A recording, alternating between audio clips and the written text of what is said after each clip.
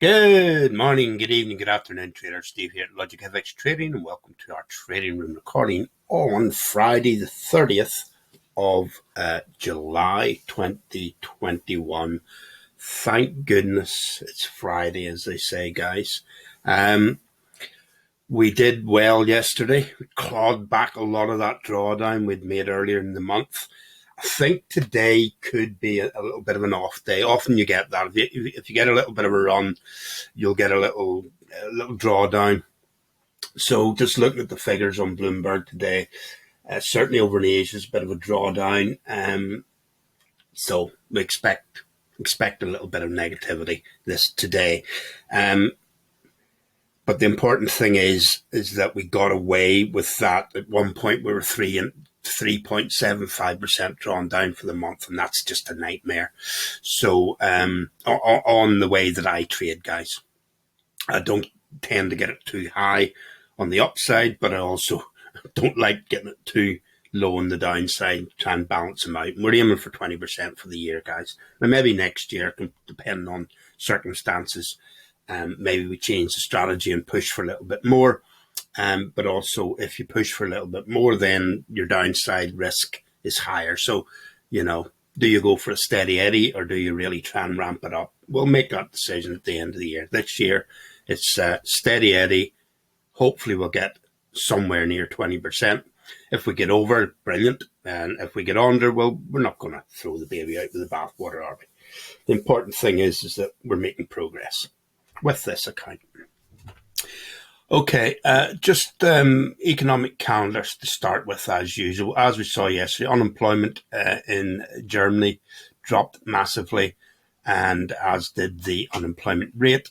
And then the inflation rate came in slightly hot, but, for current circumstances, that's okay.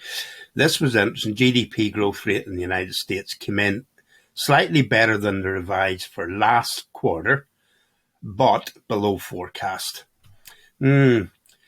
Possibly that takes a little bit of heat out of the situation. Obviously, the Fed's also looking at jobs, and they're looking at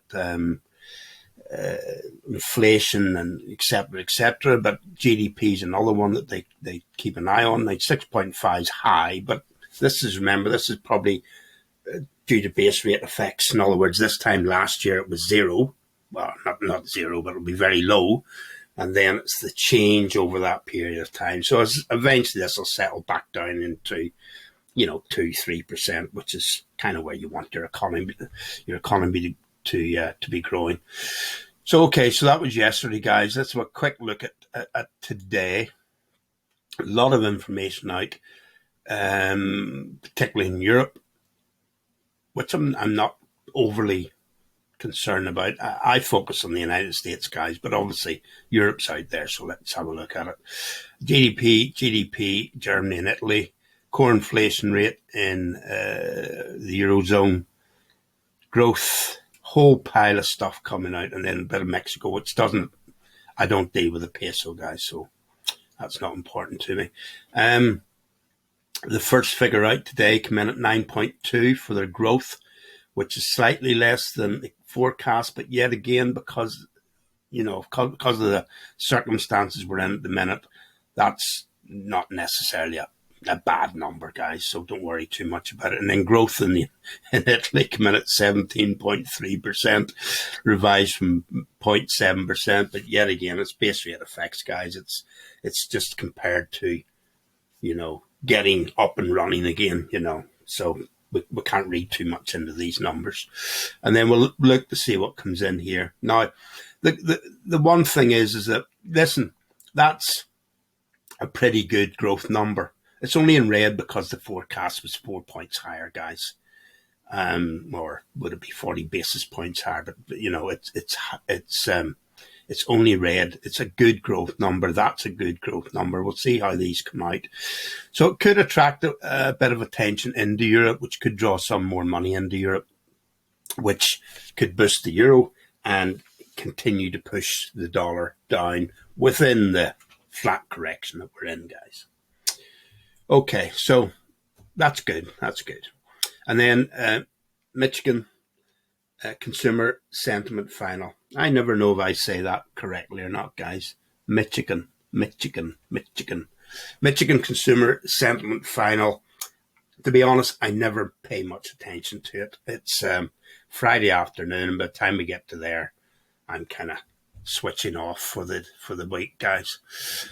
Okay, so that's the calendar. Let's see how they come in. If there's good numbers in there, we could well see another push down in DXY today, which will be a good thing because I'm trading it short. Before we get on to the charts, guys, have a quick look at the account. We are now 0.68% down.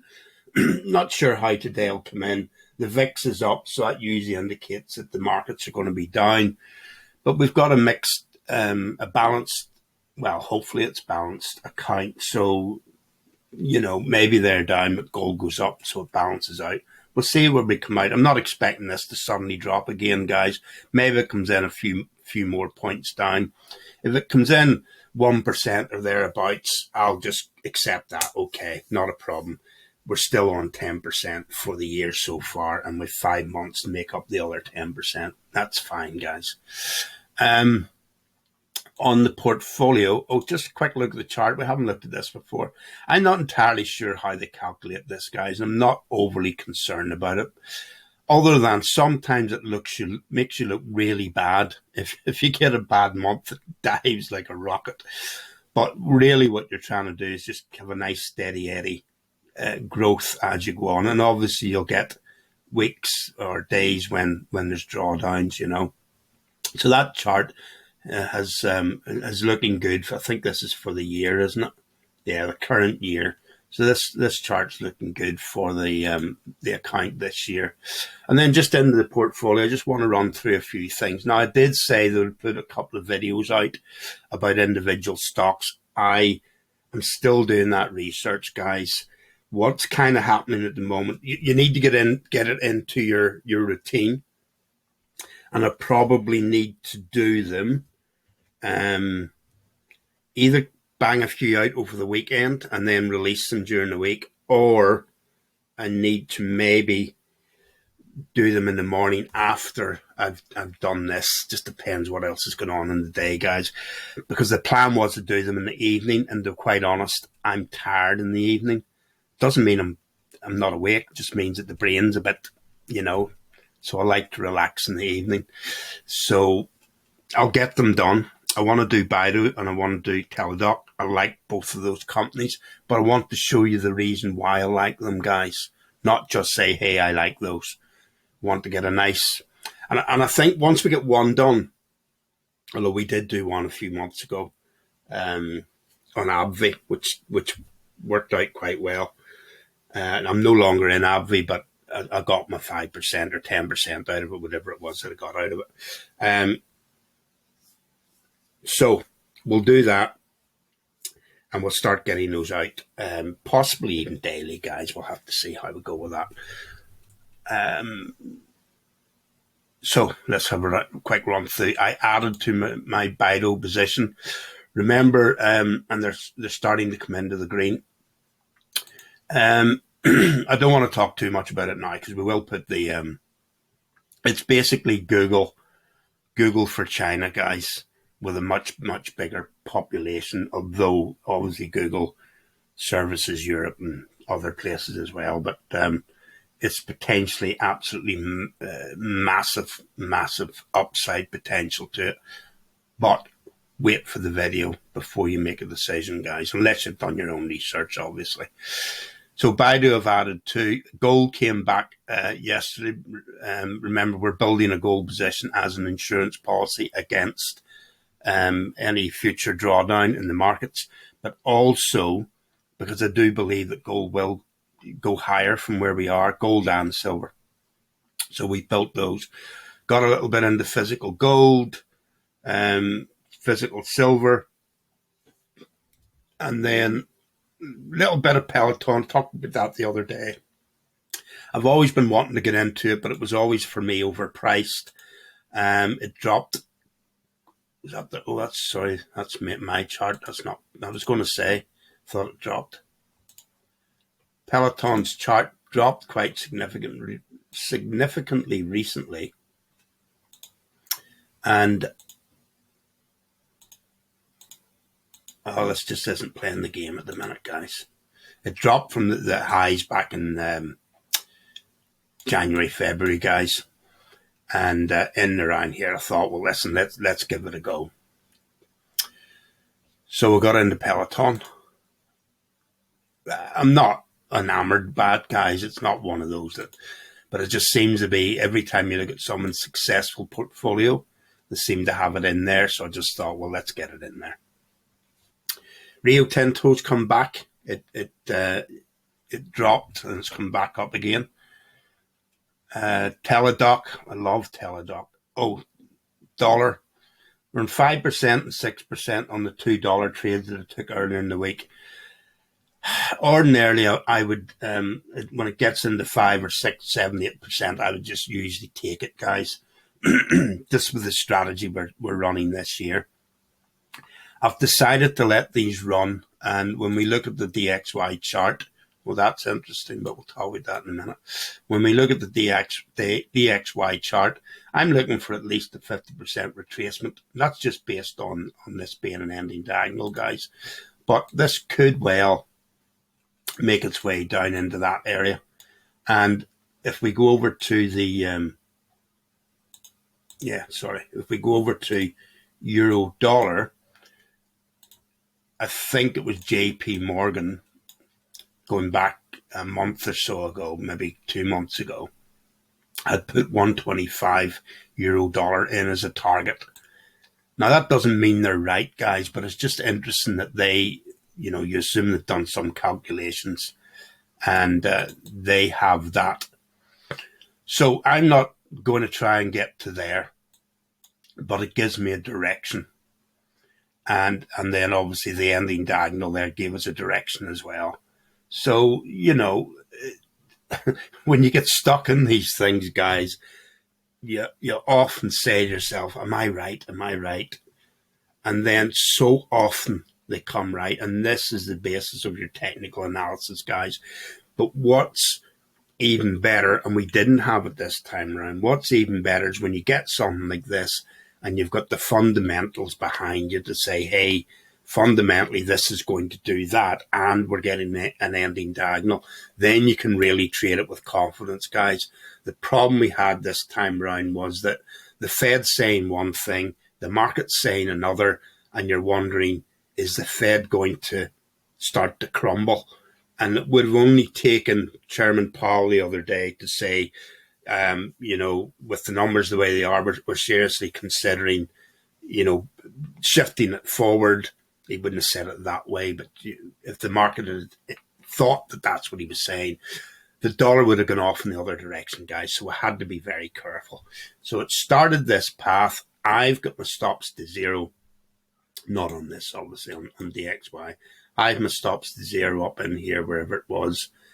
And let's see where it gets to. If it continues to go down, I'll just trail my stop, guys, and we'll see how much we can get out of it. Other than that, once it's over 5% for me, I'm legally allowed to close it. In my own rules, I'm allowed to close it. But I think because I've put so much energy into trying to get the trade on, and because I've chickened out so many times, remember I was short in here before and then I got out of it, and I was short up there somewhere, and as it came back up I got out of it. And then when we were trying to trade it long through here, and I know I'm repeating myself here, but this is the most important chart for a currency trader, is this DXY chart, guys. So if you can get this right, there's so many opportunities. That's why we talk so much about it. But I forecast that long, yet again, based on the ending diagonal, and chickened out through here and then missed the move. So I don't want to miss it the other way around. It may not happen, but let's say I'll not lose any money out of the trade. That's the most important thing, guys. So let's just finish up over here. Teladoc, as we said, let's just close a couple of things in the last few days. And GDX, guys, I got out of GDX. Now it's possibly a better ETF than GDXJ. But it came into the green, and I just thought, I just want to take a little bit of pressure off myself because I put too much into gold and silver, just in case it doesn't come off. I thought, well, let's just take a little bit of money off the table. So that's the reason why I made that decision. That was the previous USSE Swedish krona that stopped us out. It was supposed to be for a zero, but you know, these things often overrun. Fiverr, 24 hours, I think it was, made 5%. Teladoc, same day, what was that, 2 hours, we made 8%. So I took it. You know, it's just the way I roll. If you make 8% in a day, guys, just take it. You get it off the table. Don't sit and watch it go back to zero as they often do. So I took it, and then I've still 2 other trades on. If it had been my only trade, I might not have taken it. So I will add to this, particularly if it corrects today. If it corrects down again, I'll add to it. I believe in this company, and I believe in Baidu. And obviously I believe in most of the other companies I've got out there, but these are the two at the minute that I think there's a massive upside potential to them. Okay, let's get on to the charts, folks. So let's have a quick look at what's happened with Japanese yen. Oh, don't know how that's happened, guys. It did go off yesterday and I moved it, but I don't know how this has come up then. And then the euro. I'm not convinced that this is going to continue to go up, guys. It's a little pullback. This could be a running flat. Could be a running flat. So just be careful of trying to trade the yen long. Keep an eye on the yen for dropping out of this, guys. I don't have a strategy for trading running flats, but if you were to trade a running flat, you'd have to be gutsy enough to take it from up there. What usually happens with me is when you get into these, I go, is it a running flat or is it an ending diagonal? Not sure, so I'll leave it alone. And then the next thing you know, it does that. And you think, well, you knew all along it was a running flat, didn't you? So I'm just going to leave that in. I'm not going to try and necessarily trade it, guys. But if next week it starts to drop, that probably would be our trajectory. NASDAQ. Interestingly, sorry, this is live, isn't it? So when did this drop happen? We're on a 4-hour time scale here, guys. 29th. So there was a drop yesterday. The end of the day, guys, because the account was up more. We were breaking even yesterday. Just quickly go back to this so you know what I'm talking about. No, stats is where we want to be. This was breaking even yesterday, and then at the end of the day, we got a drawdown, maybe profit taken or something like that, guys. So that's what happened there. So that's why that's come in. Is it going to be? I don't necessarily see that. Let me take that out. Now that will happen at some stage, guys, but I imagine we'll get more of a flat run in here. I don't see any big reason for a sell-off in the next week or so anyway. Something like that maybe will come into the NASDAQ. And that's what's happening here. Will this drop within here? Possibly today. Particularly, let's see the NASDAQ again, guys. So I'm just trying to figure out, because this one's live. They must add futures into this chart, guys. And let's put it on the 1-hour time scale and we'll see where we are today. So this is, you can see it moving there, guys. Well, it moved just as I come over. So it's the 30th of July, 8 o'clock. So it's live, 30th, 29th, 30th. So this is today. So it's running flat at the minute, but it looks like you could see a little push up on it, guys. Nothing to write home about, but it's moving in the right direction. I'd rather see it moving in that direction than moving down. So just getting back over to the Dow Jones then. Well, possibly it'll run flat, guys. You're looking at this within this flat correction here. S&P, nothing to write home about, guys.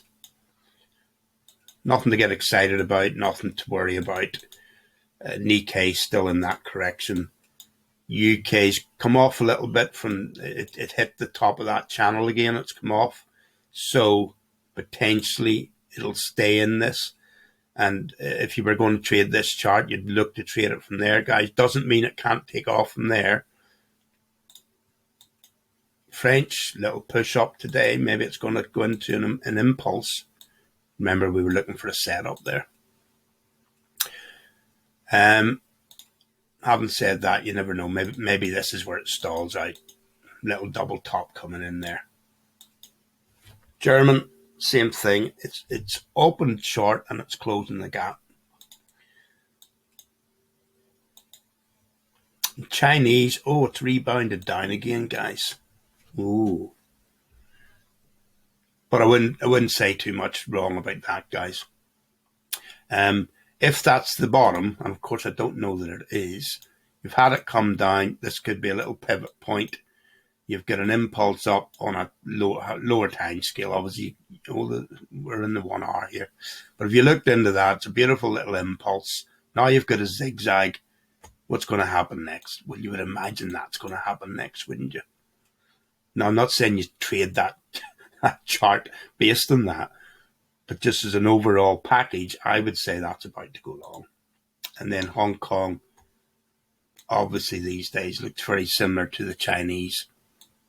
I'd say that's going to take off. Aussie.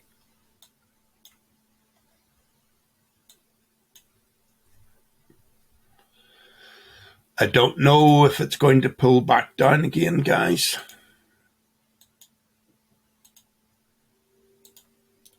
Quite possibly it starts to do this. And the Russell, nice little turn there. Let's see if that accelerates up. DXY we've talked about. See, there's a little extension there. The alarm's about to go off, hoping that that continues to drop. Euro, there's the same little move there, guys, hoping that that's going to go like that. I'm not going to trade that because I'm in DXY, guys. There's the same little move. I think we could well be in an impulsive move up here. Do you jump in there? Well, it depends. The place to get into this would have been there. There's that same thing, guys. This was a little flat correction. The one on the China is a little zigzag. It's an indication of a possible indication of an impulsive move that's just going to continue to go. Remember, we're in a 1 hour time scale here, guys. This isn't moving as impulsively, obviously. But nonetheless, I think it's going to move in that direction. The New Zealand, there's that same little move there, guys.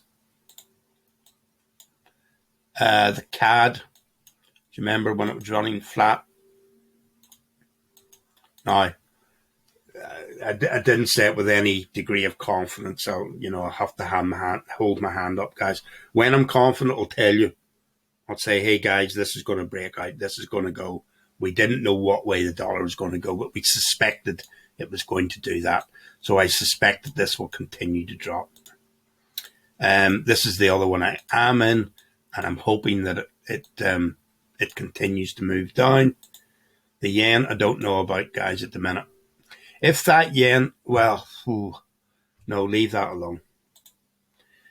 Because if we're expecting the yen to drop and we're expecting the dollar to drop, then we're not going to get anywhere trading that, are we? Swiss, probably the same as the rest, guys. If the rest of them go, then this will go. Because obviously, as we said yesterday, the gold price will go up if the dollar continues to drop. US, China. I don't know, guys. I don't know enough about the Chinese. In fact, I don't even know why I include it. It's one of those ones that every now and again I include, and then at other times I get rid of it. I think I'll just get rid of it.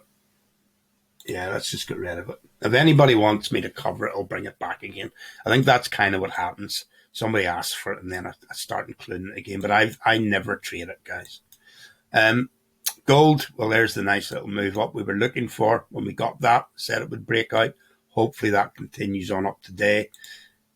Silver, obviously the same move. It's the move we've been... This is sometimes why I leave the arrows in rather than clearing them every day, guys, so that we, so you can see, I've been saying for days it's going to go long, and I think that's what it's going to do. Bitcoin, a little bit of a drawdown at the minute. Oh, this little structure. I recognize that, guys. I'm just trying to remember what happens next with it.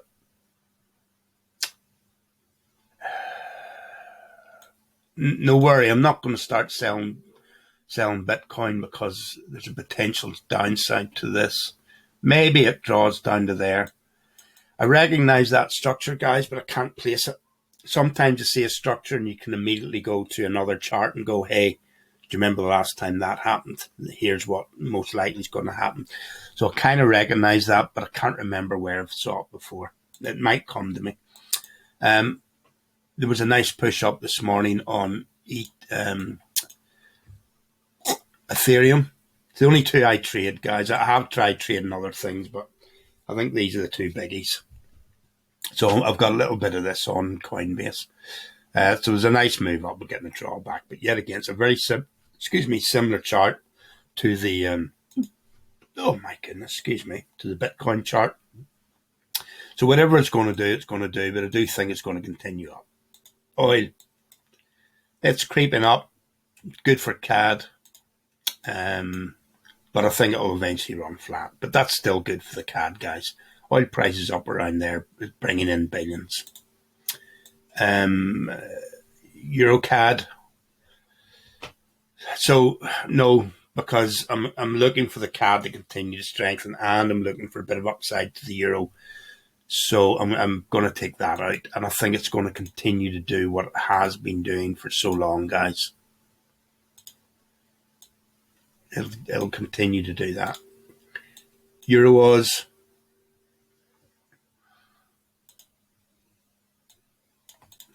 Well, we were looking for it to break out, as you can see there, but I was kind of hoping we'd get a drawdown on it first. I don't think the drawdown is going to happen now, guys. But at the same time, I'm not confident enough in it to want to trade it. But I think no, I'm not going to say I think it'll go long because I don't know. Leave it. And Euro New Zealand, same thing. Possibly long, but not enough to want to trade it. Now, this one's potentially the trade. Remember, we put that question mark in, but we put the arrow in the question mark. And the question mark was all about, well, we didn't know which direction that the dollar was going to go in, and therefore we didn't know which direction the euro was going to go in. But if the dollar went short, then this potentially could be a good trade. That's the reason we put that in. Now, the dollar is going short. We looked at that. We looked at this and we kind of said, well, is this a running flat? I don't know that it is, guys, but it's certainly a possibility that that's a running flat. We've had an impulse into it, a pullback, another pullback, impulse out of it. If that's true, and the dollar continues to go short, which I think it will do, then this has got a lot of upside potential, guys. Now, yet again, the way I trade is the target would be there, or for me, 5%, which would probably be about there. And then I've got to decide, well, do you just put your stop to zero, let it go past, and then put another stop at 5%, guys, if you thought it was going to get to there. And the reason that I do that, guys, is it's so often you're doing okay with something, and then it does that, and you get stopped out, and you get nothing out of it. So that's why I just started saying, well, do you know what? If I get 5%, that'll do me. It's good because 5% on a 2% position size, and I'm not suggesting that you put a full 2% into something, but if you did, if you have a 2% position size and you have a 5% profit take, then 10 of those gives you 1%, guys, on your account. And if your target is 2% a month, then you need to get 20 trades right a month to get 2%. Now, you can up those things. You can say, well, my target's 3% a month. And then you need to do the maths and do your push, because then instead of having a 2% position size, maybe you have a 3% position size. So but have the maths in your head of what you're doing and why you're doing it. And then it just makes decision making so much easier, guys, rather than, oh, I'll wait for it to get to that line, because so often it doesn't. For example, this. Let's go back to here. Yeah. Something else came into my head when I was saying that. So let's say you've forget about this particular chart. We're just saying a chart, any chart. And you have it in your head that it's going to get to there, and you go, well, that's my target. And then people have, T1 and T2 and all that sort of thing. Well, that's all fair and good, but it's in a corrective structure. So odds are, let's say you did decide to get into this, and I'm not suggesting for 1 minute that you try to trade this, but let's say you decide to get into this, but your target, your T1's there and your T2's there. So off you go, and up it comes. But it's in a channel. So it comes to there, next thing it's off again. So between there and there, you could well have made really good money. You could possibly even have made 10% in there, which would be double my target. And you're nowhere near T1 and you're nowhere near T2. In the meantime, it's come off again. Let's say you set the same thing up for there. It's come up to there. Easy within that, you could make 7-8%, guys. So maybe at that time, well, that wouldn't have been your T1 at the time. That's only T1 because it dropped again. Your T1 in that situation probably would have been the top one. That would have been your T1 there. So up it comes. You're doing great. And the next thing you know, bang. At least if you've put your stop loss at 0, you've come out with nothing. But so you get into it, you're out for nothing. You get into it, you're out for 0. You get into it, you're out for 0. You get into it, it starts to demoralize you, guys. So depending on the circumstances, at least if you take some money off the table, it's good for your psychology, guys. And then later down the line, when you get a little bit more experience, or there's one particular thing that you're really confident in, then let it run. But build up your confidence first. Get some green on the screen, as they say, and then you can start to play around. For example, all the money that I lost this month, I didn't lose any money, really. The drawdown was all money I'd made earlier in the year. So at no point was my capital under threat, guys. And that's where you want to get to, particularly if you're new and you're starting up.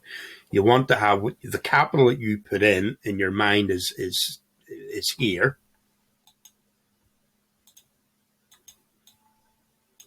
And then your profit is over here. And that's the money you want to gamble with. Now, obviously, when you start out, you've got to trade your own money. But once you get to the position where you've got a bit, and I remember talking about this last year, saying I'll become a little bit more adventurous with the trading once we've got a little bit of buffer in there, so that you could put all of that in one trade and lose it, and you still haven't lost your capital. Now, you wouldn't do that, but you understand the point that I'm making, guys. So you are trading with somebody else's money, the money that you have accumulated to this point. That's your savings. That's your capital. You want to put minimum risk on this and then do what you want with that. Now, I don't suddenly become gung-ho, but I do become a little bit more adventurous.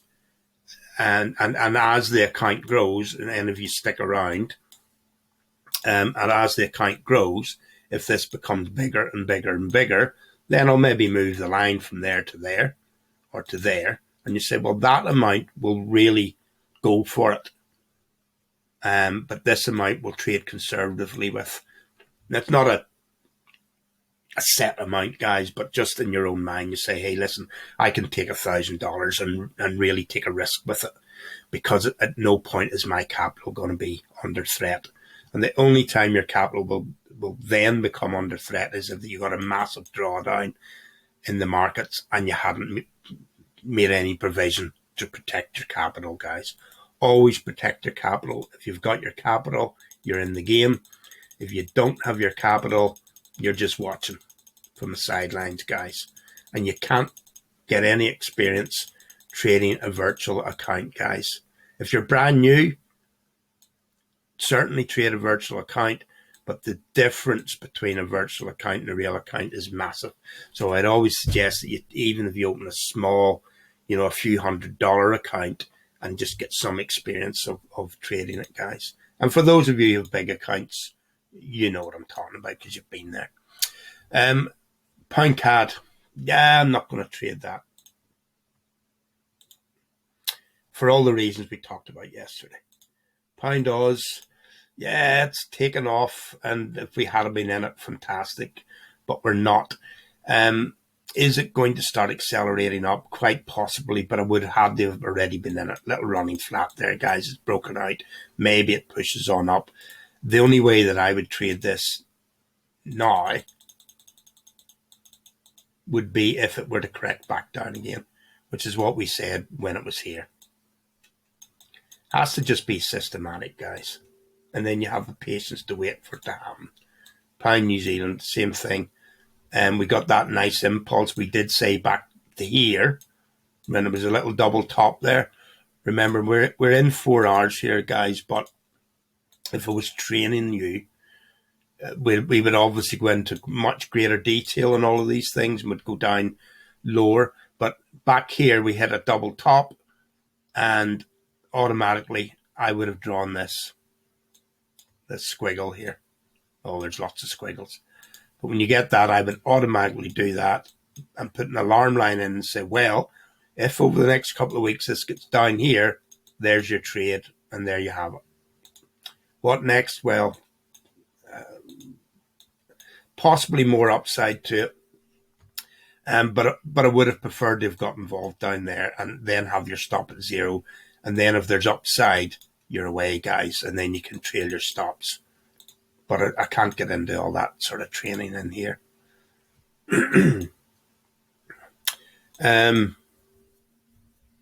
Pound Swiss. No, and by the way, I don't know if it actually talked about this chart. Do you remember when we were in here? And I said, listen, I think this may well go long, but don't be trading it. I hope you remember me saying that.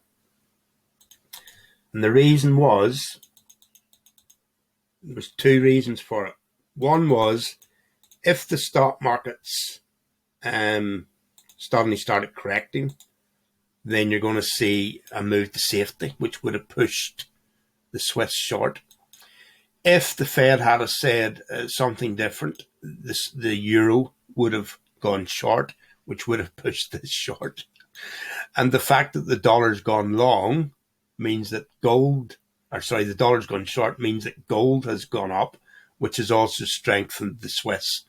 So all in all, not a good probability that you're going to get anything out of that. Does that mean that this can't suddenly take off? No, but in probability, it's not. It could just continue to do something like that. And there's nothing worse than getting into something, looking for it to do that, and then every day it's further and further and further into the red, guys. And you let it run and run and run. And then at some point you go, I'm out of this. And guess what happens 3 days later? It starts to do that. So just don't get involved in it in the first place. Save your psychological energy, guys. Pound CAD. No, don't want to trade it. Pound. Yeah, we're on Pound Swiss. There's the XY alarm going off. Super. Pound Swiss. Same reasons, guys. I think the pound's going to go long, but because of that potential little uptick on the on gold, look at it here, guys. It could well be doing the same thing, just messing around in here. Leave that one alone. There's better pound trades to take. Pound euro, well, yet again, because the euro's been pushing up. Okay, by the way, this would have, I can't remember obviously what it said yesterday, but I know from the arrows what it would have been saying was, if the dollar goes long, then this will take off. And if the dollar goes short, it'll do that. As it's turned out, it's done neither. And that's because the euro and the pound have strengthened. So they've kind of stayed there. So, bit of a waste of time. I would just leave it alone. And then pound yen, potential upside to this, guys. If, yet again, just to clean it up, it could go impulsively, but I wouldn't jump into it there. It's at the top of the range. It's already on the way. You look for a correction. And if you get a correction, then maybe Monday, Tuesday next week, we'll look to see if we can trade. I suspect it's just going to keep going up. But you got to trade it with the system, guys. And suspecting that it's going to go up isn't the system. So leave it alone. There's euro dollar now going.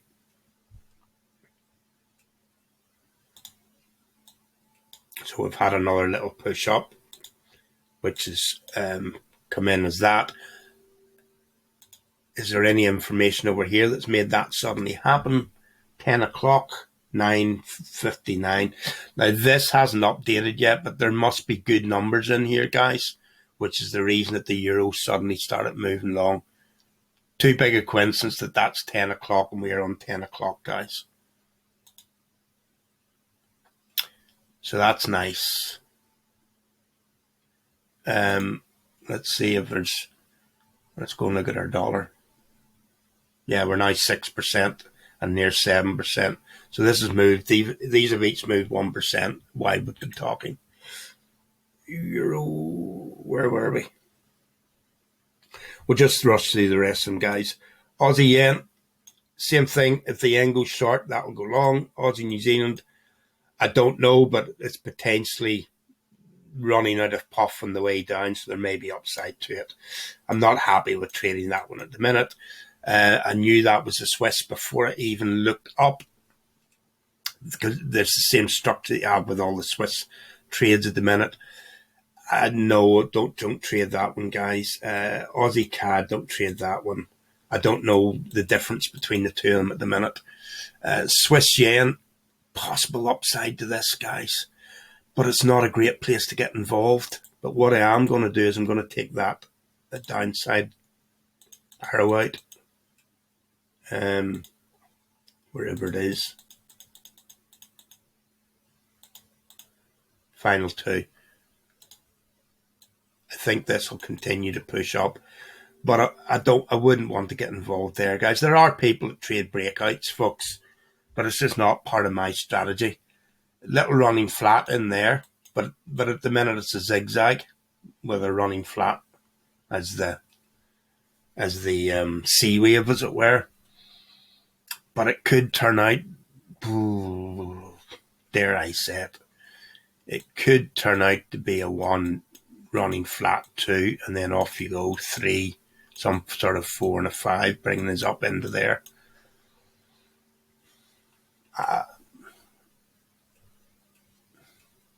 If this had been a zigzag, in other words, if that had come down like that, I potentially at this point would have said, listen, let's try and trade that up, because at least if it gets to there, by that time you've got your stop to 0, and if it comes down again, you haven't lost anything. The problem with getting involved there is, if it comes back down into there, you're in the red the whole time, and then if it did decide to break out, you're really in trouble. So that's not a great place to get involved, although I do think it is going to go long, guys. CAD Swiss. No. One of my favourite trades, guys, but because of what we said about the Swiss there, I wouldn't want to trade against it. The yen, different matter. This is potentially a half decent trade up. CAD, JPY. What's the timing of that? Well, Well, that comes back to the timing of this then, guys. If this starts to drop out of this, or south in this, what I think is a running flat, that would possibly be my indicator. So in other words, turn this round. I make it a bit, excuse me, a bit tighter. So structurally this is, listen, there could be a little bit more upside to this before it goes. But let's just run it like that for now. It's a little bit wonky. So maybe there's a little bit more upside to it. That's why I'm saying just be careful with trading at the minute. And then as it came down and set this alarm off, then that's potential when I would trade that short. And if that doesn't happen, then I don't trade it short. And the same will go for New Zealand. I think there's potential for a breakout. New Zealand CAD will not be trading. Don't know why that alarm's gone off. New Zealand Swiss, same thing. I'll not trade that, guys, because I think there's potential upside to the Swiss. Although it does look like an ending diagonal, and it certainly looks like it could take off. Look at that, the divergence there, guys. It's an ending diagonal. I'll have a think about it, but I'd rather trade the yen. Okay, guys, that'll do for now. It'll do for the week. Hopefully these are helpful for you. There will be more stuff, guys. There will be shorter videos. There will be training videos. Just get yourself subscribed there, and just follow along, and there'll be a lot of good stuff. Okay, bye for now.